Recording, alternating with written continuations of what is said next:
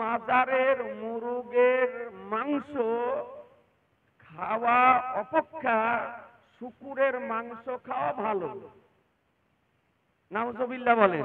নাউজুবিল্লাহ, নাউজুবিল্লাহ।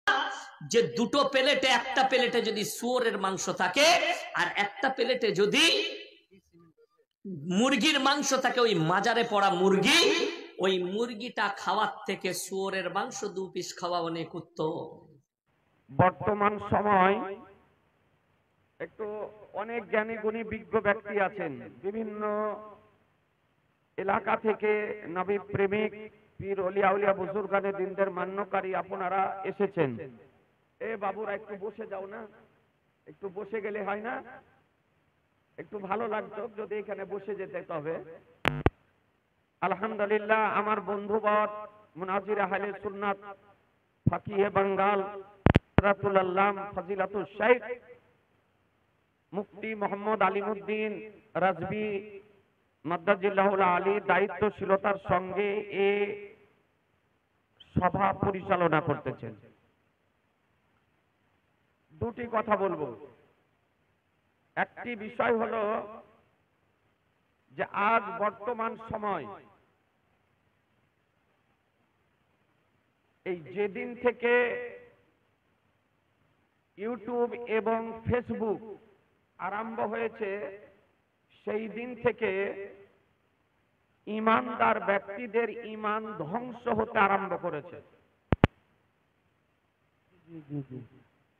আর এই সোশ্যাল মিডিয়ায়, ফেসবুক বা ইউটিউবে এইরকম কিছু অশিক্ষিত, মূর্খ, অনভিজ্ঞ বক্তা বেরিয়েছে, যাদের বক্তব্য শুনে আমাদের সমাজের ইয়ং যারা, যুবক যারা, এক শ্রেণীর শিক্ষিত ব্যক্তি যারা, তারা আজকে বিভ্রান্তির জালে পড়ে হাবুডুবু খেতেছে। তো ব্রাদারান ইসলাম, আজকে সোশ্যাল মিডিয়ায় একটি বিষয় বিভিন্ন জায়গা থেকে কানে আসছে। বিষয়টা কি? 1 নম্বর বিষয়, যে কোন মাজারের মুরগের মাংস খাওয়া অপেক্ষা শুকুরের মাংস খাওয়া ভালো। নাউজুবিল্লাহ বলেন। নাউজুবিল্লাহ, নাউজুবিল্লাহ। একটু আপনাকে আমি বুঝানোর বিষয়টা একটু চেষ্টা করব। যে মুরগের, মাজারের মুরগের মাংস, আমরা মাজারে, আমাদের মা বোনেরা বা আমরা অনেকেই মাজারে কোন পীর ওলিয়া উলিয়া বুজুর্গানে দিনদের নামে মানত করি, তারপরে মুরগ বা খাসি নিয়ে যাই, নিয়ে গিয়ে জবাই করি, তারপরে সিরনি তৈরি করে ফাতেহা করে উপস্থিত ব্যক্তিদের মধ্যে আমরা বিতরণ করে দিই, নিজেরাও খাই। এইরকম কিছু ভুঁইফোড়, নিরক্ষর, আরবি পড়তে জানে না, শুদ্ধভাবে উর্দু পড়তে জানে না, কিন্তু সুন্নি জামাতের বিরুদ্ধে, কোরআন ও হাদিসের বিরুদ্ধে কথা বলার কারণে তার অনুসারী যারা, তাদেরকে আপনার নিয়ে গিয়ে স্টেজ গরম করে। নাম আমি বলছি না, আর নাম বলতেও চাই না, কিন্তু বাধ্য হয়ে জায়গা জায়গা নাম আপনার বলতে হচ্ছে। বিভিন্ন জালসাতে আপনার কাগজে লিখে দিচ্ছে অমুক অমুক বক্তার বক্তব্য শোনা কি, তখন নামটা বলতে হয়। ইচ্ছাকৃত নিজে নামটা আপনার বলি না, আপনাদেরকে বলে আপনারাও সবাই জানেন। এই আমাদের বীরভূমের পার্শ্ববর্তী জেলা বর্ধমান, বর্ধমান থেকে একজন খবিস মূর্খ বক্তা বেরিয়েছে, আর একজন বেরিয়েছে আপনার কলকাতা 24 পরগনার রাজমিস্ত্রি। এ রাজমিস্ত্রি আপনার মৌলবি পাস করেনি, আরবিও পড়তে জানে না, তারপরে উর্দুও ঠিক করে পড়তে জানে না। কালিয়াচক নেমে লাইব্রেরি থেকে একখানা বাংলা ফাতোয়ায়ে আলমগীরি কিনে নিয়ে ব্যাগে করে ঘুরে বেড়ায়। আছি জানে মহতারাম। তো আপনাদেরকে বলি যে এই বীরভূম জেলার পার্শ্ববর্তী যে বর্ধমান, এই বর্ধমান জেলার একজন নিরক্ষর মূর্খ নাট্যকার আপনার বেরিয়েছে। সে বলেছে যে এক প্লেটে যদি মাজারের মুরগের মাংস থাকে আর এক প্লেটে যদি শুকুরের মাংস থাকে, তাহলে মাজারের মুরগের মাংস খাওয়া অপেক্ষা শুকুরের মাংস খাওয়াটা ভালো। জোরে বলেন নাউজুবিল্লাহ। আছি জানে মহতারাম। আজকে এ দায়িত্বশীল মঞ্চ থেকে এই মশলাটি এই জন্য বলতেছি যে আমি জানি এখানে আজকে মালদহের লোক আছেন, বীরভূমের আছেন, বর্ধমানের আছেন, মুর্শিদাবাদের আছে, আপনার বিভিন্ন নদিয়ার আছে, বিভিন্ন ডিস্ট্রিক্টের আপনারা নবী প্রেমিক ব্যক্তি আজকের ঐতিহাসিক ওরস শরীফে অংশগ্রহণ করেছেন। এই জন্য বলতেছি যে বিষয়টি সে বলেছে, বাংলাটা আবার আমি বলছি ভালো করে শোনেন, যে এক প্লেটে যদি মাজারের মুরগের মাংস থাকে আর এক প্লেটে যদি শুকুরের মাংস থাকে, তাহলে মাজারের মুরগের মাংস খাওয়া অপেক্ষা শুকুরের মাংস খাওয়া ভালো।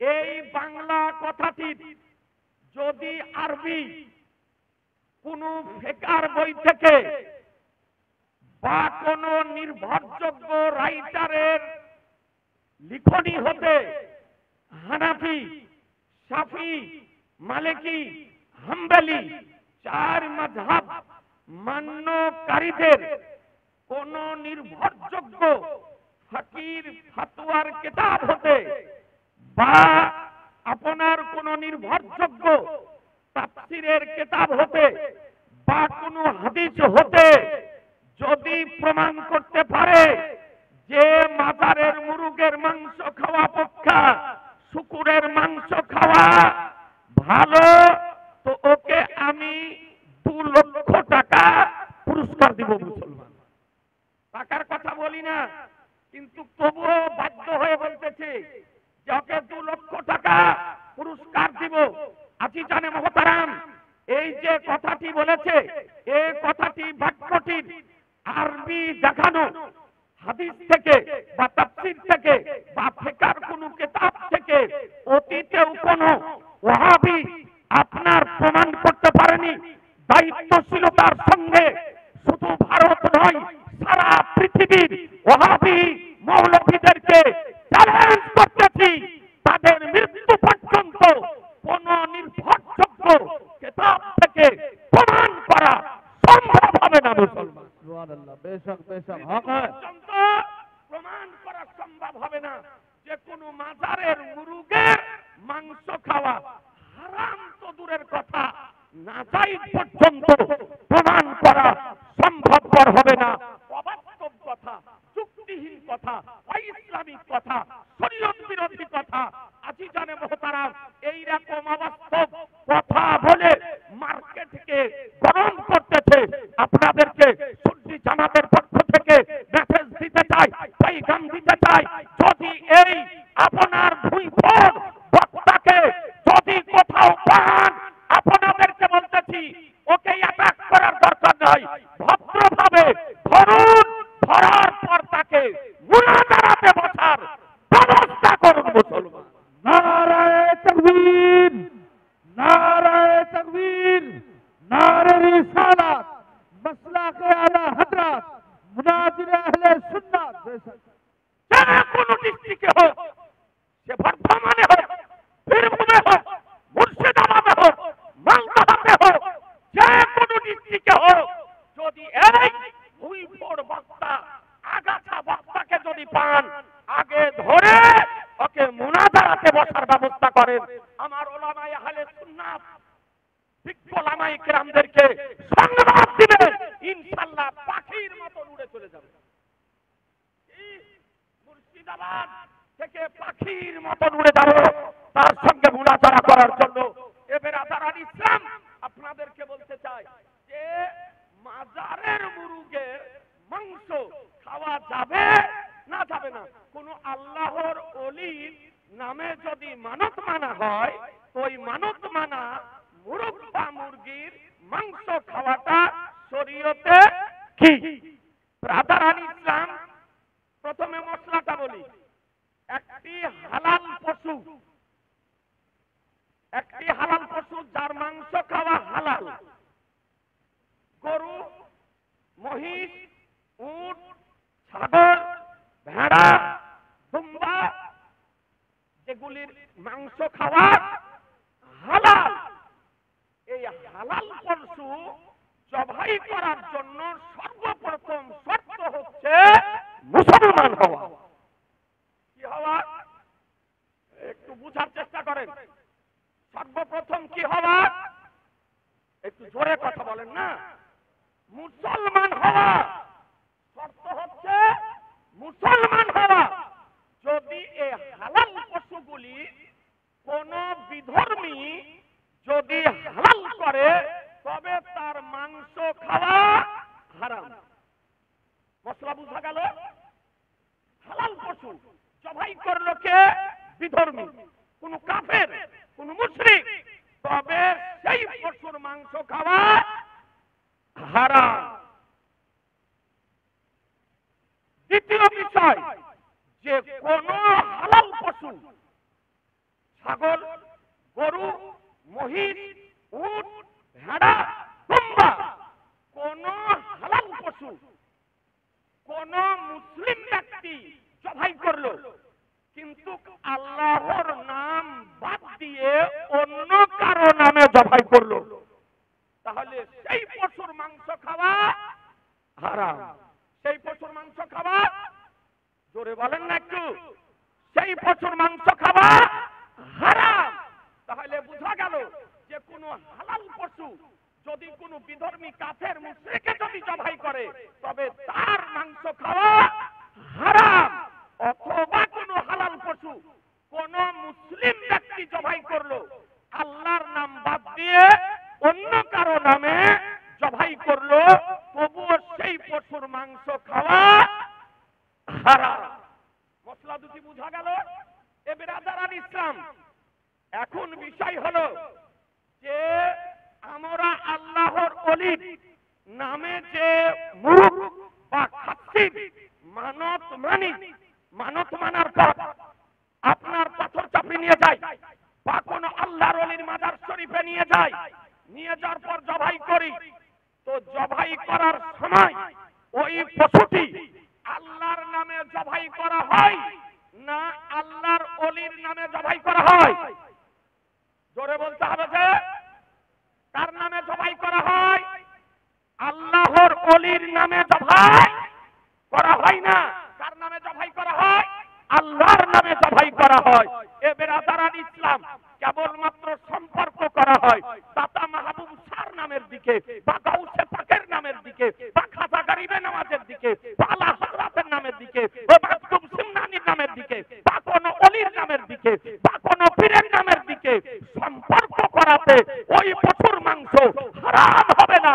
যদি পশু জবাই করা হয় আল্লাহর নামে, তবে সেই পশুর মাংস খাওয়া জায়েজ জায়েজ জায়েজ। মুসলমান, আপনাদেরকে বলতে চাই, একটা পাগল কেউ কোন পশু কোন সুদ্দি জনগণের মধ্যে একটা পাগল পশু জবাই করার সময় বলে না দাতা মাহবুব শাহ রাহমাতুল্লাহ বলে জবাই করে? গাউসে পাক রাদিয়াল্লাহু তাআলা আনহু, খাজা গরিবে নওয়াজ রাদিয়াল্লাহু তাআলা আনহু, আখিয়ে পাক রাদিয়াল্লাহু তাআলা আনহু বলে কেউ জবাই করে? জিনা মুসলমান, আপনাদেরকে বলতে চাই যে আজকে কোন ওলির নামের দিকে সম্পর্ক করার ফলে সেই পশুর মাংস খাওয়া হারাম হবে না যদি আল্লাহর নামে জবাই করা হয়ে থাকে। এ বিরাদারান ইসলাম, গাউসে পাকের মুরগা খোদার নামে জবাই করা হয়, দাতা মাহবুব শাহর নামের মুরগা খোদার নামে জবাই করা হয়। আজকে গাউসে পাকের নামের মুরগা খোদার নামে জবাই করা হয়, আখিয়ে পাকের নামের মুরগা করা হয়, আলাউল হক পান্ডবীর নামের মুরগা খোদার নামে জবাই করা হয়, আমার আলা হযরতের নামের মুরগা খোদার নামে জবাই করা হয়। আর যে হালাল পশু খোদার নামে জবাই করা হয় তার মাংস খাওয়া জায়েজ মুসলমান। নারে তাকবীর, নারে তাকবীর, নারে রিসালাত, মাসলাকে আলা হযরত মুনাজির আহলে সুন্নাত। আজি জানে মুহতারাম, সমস্ত কিতাব নিয়ে আসতে পারিনি। তাফসিরে রুহুল বায়ান পিওর আরবি, তাফসিরে রুহুল মানি পিওর আরবি, তাফসিরে কাবির পিওর আরবি, তাফসিরে মাঝারি পিওর আরবি, তাফসিরে ইবনে আব্বাস পিওর আরবি, তাফসিরে ইবনে তাবারি পিওর আরবি, তাফসিরে জালালাইন পিওর আরবি, তাফসিরে মুআল্লিমুত তানজিল পিওর আরবি। যে তাফসিরগুলো আমার মাদ্রাসা লাইব্রেরিতে আছে সেই তাফসিরগুলির নাম আপনাকে বললাম। এই তাফসিরগুলির সঙ্গে একটা তাফসির নিয়ে এসেছি, এ দেখতেছেন আত-তাফসিরাতুল আহমাদিয়া। এই তাফসিরে আহমাদিয়া রাইটার মোগল শাসকগণের মধ্যে শ্রেষ্ঠ শাসক সম্রাট আওরঙ্গজেব আলাইহির রহমান রিদওয়ানের পীর মুর্শিদ ওস্তাদে গেরামি মোল্লা জীবন রাহমাতুল্লাহ আলাইহি। এই তাফসিরে আহমাদিয়া, আসুন একটি তাফসির আপনাকে দেখাই। ব্রাদারান ইসলাম, কোরআন শরীফ আপনার দ্বিতীয় পারা সূরা বাকারা আয়াত নাম্বার 173, আয়াত নাম্বার 173। এ ব্রাদারান ইসলাম একটু আয়াতটা দেখুন। সূরা বাকারা 2 পারা আয়াত নাম্বার 173। আয়াতটি দেখুন আগে।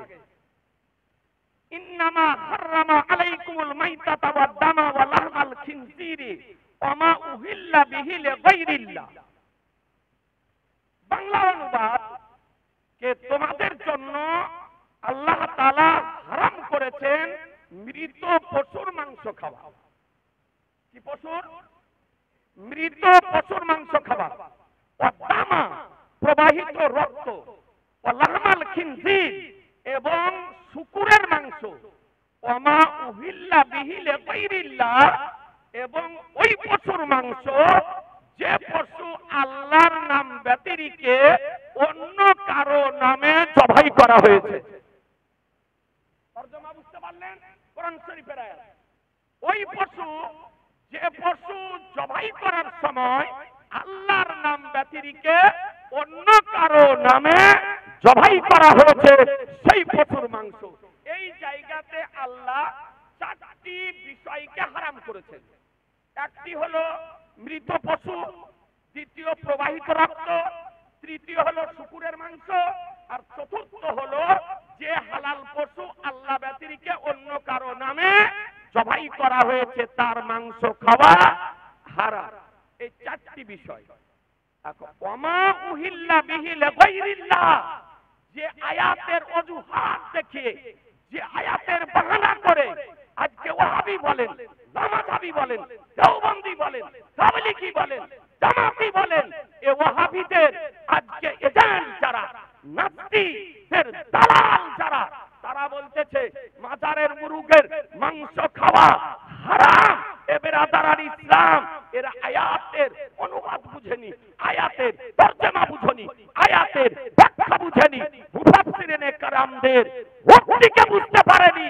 এই জন্য জোর করে হুজ্জতি করে শরীয়ত বিরোধী ফতোয়া দিতেছে। এই আয়াতের ব্যাখ্যা কি করতেছে দেখুন। মা ওমা উহিল্লা বিহি লিগাইরিল্লাহ মানাহু যুবিহা বিহি লিইসমি গাইরিল্লাহ। ওই পশু, যে পশু আল্লাহর নাম বাদ দিয়ে অন্য কারো নামে জবাই করা হয়েছে। দেখুন 55 পৃষ্ঠা, এ আপনার বাইরুত লেবাননের প্রিন্ট, এ আপনার তাফসিরাতুল আহমাদিয়া। ব্রাদারান ইসলাম, ভারতের প্রিন্ট আছে, ভারতের প্রিন্ট আপনার দেওবন্দ থেকেও প্রিন্ট হয়েছে, 2 রকমের প্রিন্ট আছে। ব্রাদারান ইসলাম একই তাফসীর করা হয়েছে। যে যুবিহা বিহিলে ইসমে গায়রিল্লাহ, ওই পশু যে পশু আল্লাহর নাম বাদ দিয়ে অন্য কারো নামে জবাই করা হয়েছে, মিথলু লাত ও উজ্জা ও আসমাইল আম্বিয়া, যেমন লাত, উজ্জা এবং কোন নবীর নামে। কথা আপনি বুঝে নিলেন?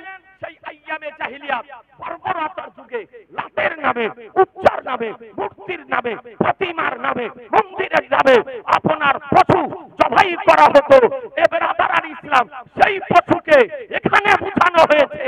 আর লাত ও উজ্জার নামে যে পশু জবাই করা হলো, তার সঙ্গে পীর ওলি আউলিয়াদের তুলনা করতেছে।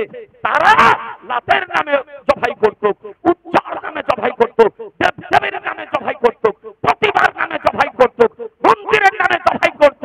আর আমরা কি করি? কোন ওলির নামে জবাই করি। জোরে বলতে হবে, আর একটু জোরে।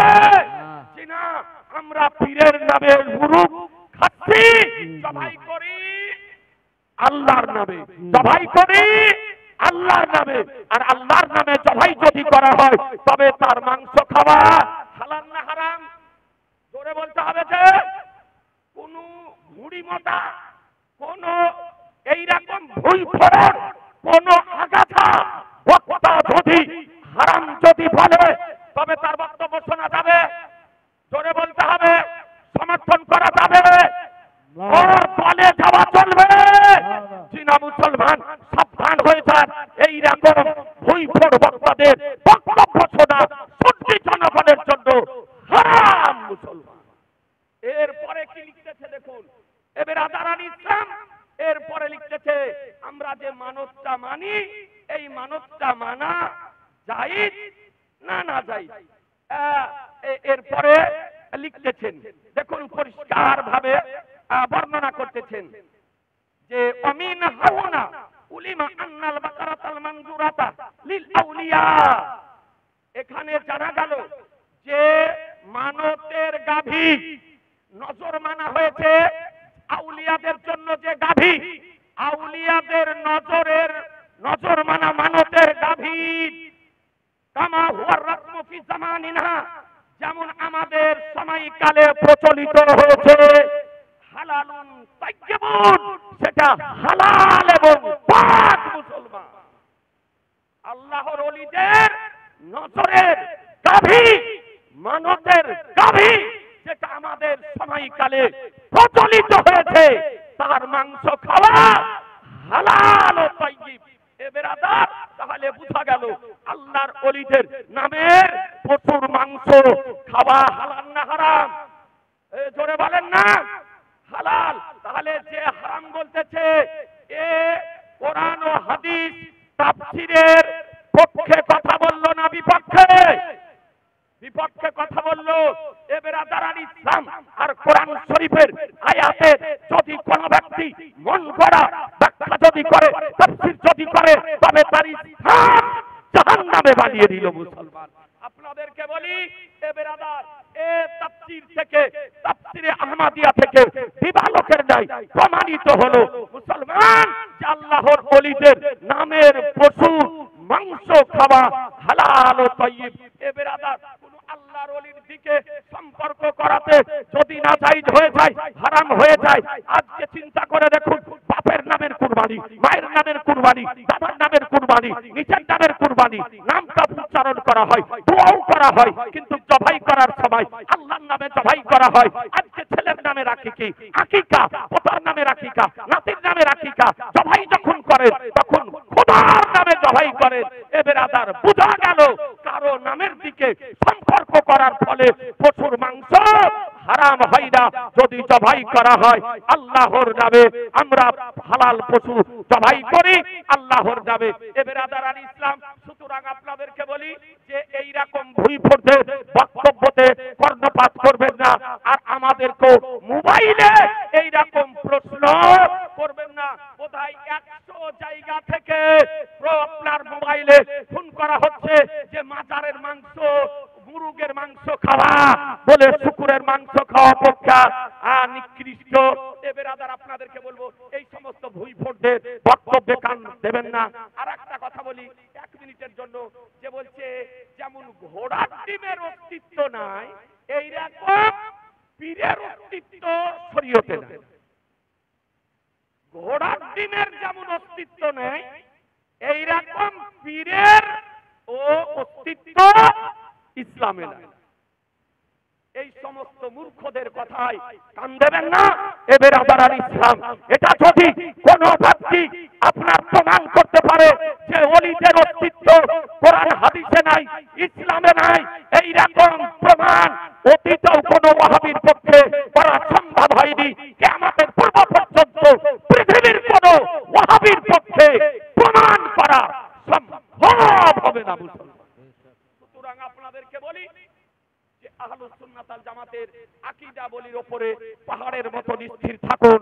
দেওবন্দি, ওয়াহাবি, গায়র মুকাল্লিদ, লামাযাবি, জামাতি, তাবলীগী, কাদিয়ানী এই সমস্ত জাহান্নামী দলের বক্তাদের বক্তব্য আপনারা শুনবেন না, শুনবেন না, শুনবেন না। কারণ এদের বক্তব্য শুনলে আপনাদের ঈমান নষ্ট হয়ে যাবে। আমরা মসলাকে আলা হযরত মান্যকারী ভাই, যে মসলাকে আলা হযরত মান্য করে ওকে মান্য করি, আর যে মসলাকে আলা হযরত মান্য করে না ওকে আমরা মান্য করি না।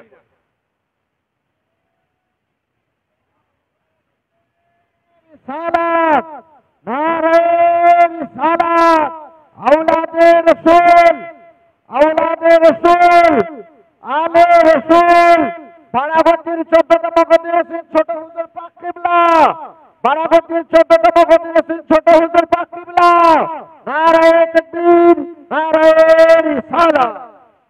আলহামদুলিল্লাহ, হুজুর মঞ্চে চলে এসেছেন, বক্তাদের বক্তব্য শুনেন।